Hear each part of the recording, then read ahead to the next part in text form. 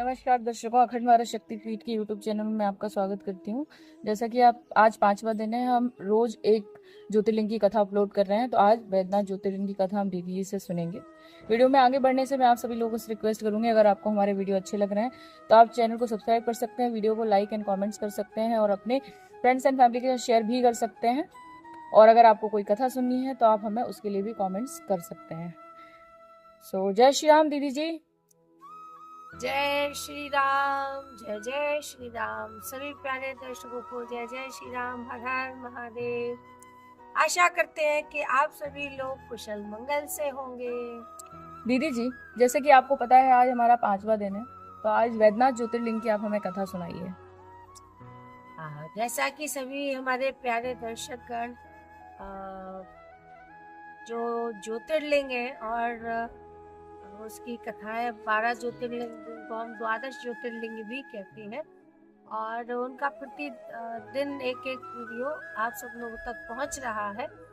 अब ये जैसा मैं पूर्व में बता चुकी हूँ कि ज्योतिर्लिंग और शिवलिंग में अंतर क्या है।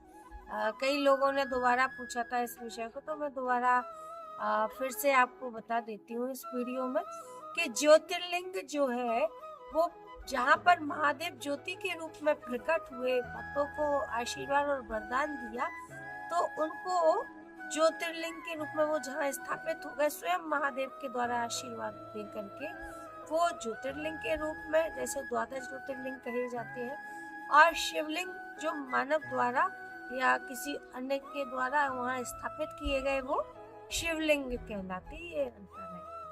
अब कथा आ रही थी यहाँ पे वैद्यनाथ जी की। तो वैद्यनाथ महादेव जो है वो पूर्व में जो बिहार प्रांत है वहाँ पर प्रकट हुए थे।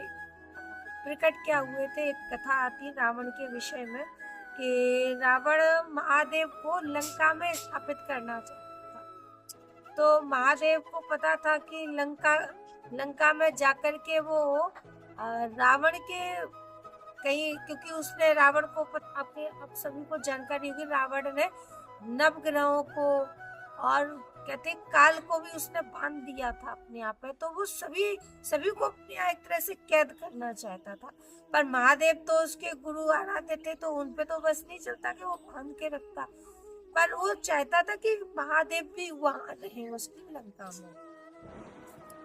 तो ये बात माता पार्वती को बिल्कुल भी अच्छी नहीं लगी कि महादेव उसकी लंका में जाकर के रहे। तो अब माँ क्या कर सकती, भक्त और भगवान के बीच में तो कोई भी नहीं बोलता है, तो माँ भी कुछ नहीं बोली।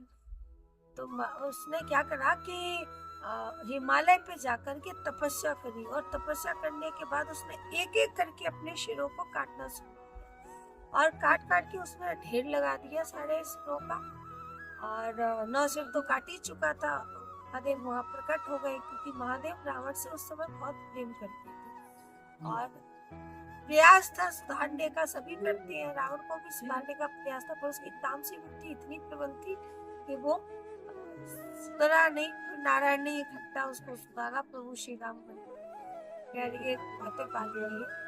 तो फिर जब महादेव प्रकट हुए तो महादेव ने कहा, रावण तुम ऐसे क्यों कर रहे हो? बोले, प्रभु आप प्रसन्न होइए मेरे ऊपर और लंका में चलिए हमारे साथ। प्रभु ने कहा ठीक है। तो एक ज्योतिर्लिंग दिया और उसका नाम वैद्यनाथ रखा। बोले, इस ज्योतिर्लिंग को तुम ले जाओ लंका में, लेकिन शर्त एक ही है कि तुम इसे पृथ्वी पे कहीं नहीं रखना। यदि पृथ्वी पे तुमने इसे कहीं रखा तो फिर ये वहीं स्थापित हो। रावण को बड़ा घमंड था अपने बाहुबल पे, अपनी शक्तियों पे। उसका, अरे प्रभु आप तो वरदान दे दिया, बहुत अच्छी बात है, और मैं ऐसे कहीं नहीं रखूंगा रास्ते में। और ऐसे करके भगवान ने कहा, ऐसे पुष्पक विमान से नहीं जाना, लेकर पैदल चल के जाना। अब हिमालय पर्वत से श्रीलंका की दूरी कितनी पड़ती है, तो लेकर के वो चल दिया। अब रास्ते में चलते चलते चलते चलते उसको, अब स्वाभाविक सी बात है, शरीर में जो विकार है तो वो उत्पन्न भी होंगे, तो उसको लघु शंका लगी।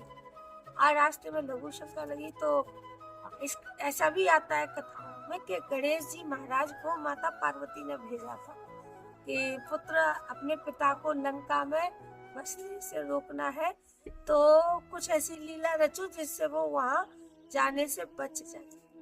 तो बताते हैं कि वहां पर वही एक चरवाहा बन करके आए गणेश जी महाराज हमारे, जिनको मैं भ्राता श्री बोलती हूँ और मेरे बहुत प्रिय भ्राता भी है वो। तो और वो लीला करने में तो बड़े निपुण है। तो वो गए वहां पर और उन्होंने जाकर के साथ साथ में, अब उसको लघु शंका लगी तो उसने इधर उधर देखने लगा कोई आए जरा उसकी सहायता करे। तो वहां वो गणेश जी महाराज दिख गए। अब वो उसको समझ में नहीं आया कि चरवाहा बने हुए थे जो भेड़ बकरियां वगैरह चराते हैं। उसने आवाज लगाई, अरे बालक हमारी जरा सहायता करते। बोले हम कैसी सहायता करें तुम्हारी? बोले हमारे शिवलिंग ज्योतिर्लिंग को पकड़ लो थोड़ी देर, मैं लघु शंका और स्नान करके अभी आता हूँ। बोले देखो मैं इतना बड़ा ज्योतिर्लिंग इतना भारी कैसे रख पाऊंगा, मैं तो बालक हूँ। उन्होंने कहा कि आप थोड़ी देर के लिए पकड़ लो, मैं जल्दी ही आता हूँ। ठीक है जल्दी आना, नहीं आए तो मैं नीचे पृथ्वी पर रख दूंगा। ऐसे करके वचनबद्ध कर दिया रावण को, क्योंकि पता था कि ये दुष्ट प्रवृत्ति का है, कहीं हमें ही न दंडित करने लग जाए बाद में। तो अब रावण गया लघु शंका के लिए, लघु शंका करी, स्नान करा, तब तक तो काफी समय हो गया। और गणेश जी भ्राताश्री ने वो पृथ्वी पर आवाज लगाया, अरे पधारो रावण राज, राक्षस राज, अरे हमसे नहीं सकता ज्योतिर्लिंग आपका। ऐसे करते हुए लीला और वो पृथ्वी पर रख दिया। अब पृथ्वी पर रखा रावण चिल्लाता रहा, अरे थोड़ी देर और सही, थोड़ी देर और सही। तब तक उन्होंने स्थापित कर दिया पृथ्वी पर। और रावण आया, क्रुद्ध हो गया, इतना, क्योंकि प्रभु ने कहा था अगर रास्ते में किया तो मैं वही स्थापित हो जाऊंगा, लंका नहीं जाऊंगा। अब उसको बड़ा क्रोध आया, वो खाने के प्रयास करने लगा ज्योतिर्लिंगों पर। वो तो वरदान दे चुके थे महादेव, तो क्रोध में आकर उसने ऐसा अंगूठा दबाया शिवलिंग के ज्योतिर्लिंग के ऊपर, तो अंगूठे का निशान वो ज्योतिर्लिंग में बन गया। आज भी वो निशान बना हुआ है बैद्यनाथ जी धाम पर। अब इसके बाद वो तो चला गया क्रोध होकर जब ज्योतिर्लिंग नहीं उठे, और प्रभु लंका में जाने से बच गए। परंतु अब ज्योतिर्लिंग वहाँ स्थापित हो गया, तो ज्योतिर्लिंग है वो कोई साधारण शिवलिंग थोड़ी है। अब ये पता चला और ब्रह्मा देव को और विष्णु देव जी महाराज को, तो उन्होंने क्या करा कि वो आए उस स्थान पर और उन्हें विधि विधान के साथ उस ज्योतिर्लिंग जो है पूजन अर्चन किया और उसकी स्थापना करी। तो ये कथा बड़ी रुचिकर लगती है और सुनने में भी अच्छी लगती है कि रावण चाहता था महादेव को कि वो अपनी लंका में उन्हें बंदी बना ले और ग्रह की तरह, पर महादेव को इस प्रपंच से, माँ पार्वती की युक्ति से और गणेश जी भ्राताश्री की बुद्धि से महादेव उस के चंगुल में जाने से बच गए।